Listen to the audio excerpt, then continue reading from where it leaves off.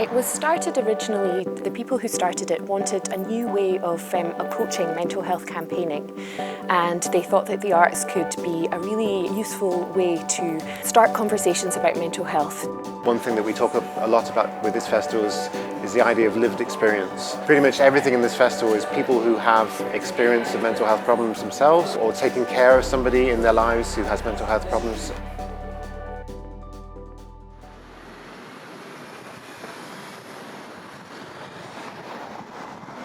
So Sanctioned documents my journey of regaining ownership of my body after a rape, and it kind of tackles how I became a life model. I made myself conventionally less attractive, if you want to call it that. Prior to the documentary being made, I would speak about it on social media and interact with friends, but when someone else is directing and telling you and asking you these questions, I think it enables you to look at it from a different perspective and perhaps be more articulate in a way that you can't achieve on your own. After every screening, people have come and spoken to us and have shared their experience. And so a lot of people have found it quite healing in a way, which is way better than I could have ever imagined.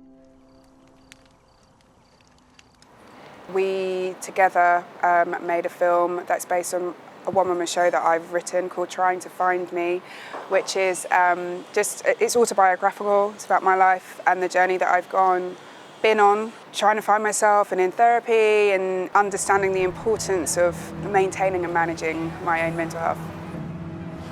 Previously and in the past, and the narrative is changing, but I think mental health on film has always been portrayed in such a traumatic, dramatic, caricatured way, and I think it's also important to normalise it. I want to be in your head. Tell me where the door is. I don't know. I want to. So this is a one-man show that's a story based on my mum. My mum's been suffering from bipolar disorder for the last 21 years, and it's an exploration into understanding what life is like for her as a sufferer, what life has been like for me as her carer and for the people around her. I've always thought that my mum is just this mental person, but actually understanding her illness and what she suffers from means that I appreciate her a lot more, and we've become a lot closer because we listen to each other, and I think it's given my mum an insight into what life has been like for me as well.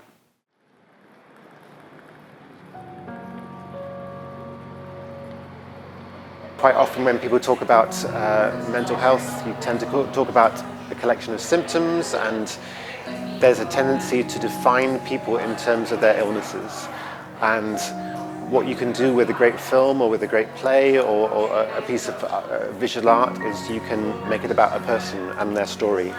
At its heart, it's a community festival, and it's really and that aspect of it is incredibly important, that there are a lot of people who feel very invested in it, who feel very strong kind of personal connection to it and kind of build their years around it. And if there's one thing I want to do in the next few years is just make sure that we never lose sight of that.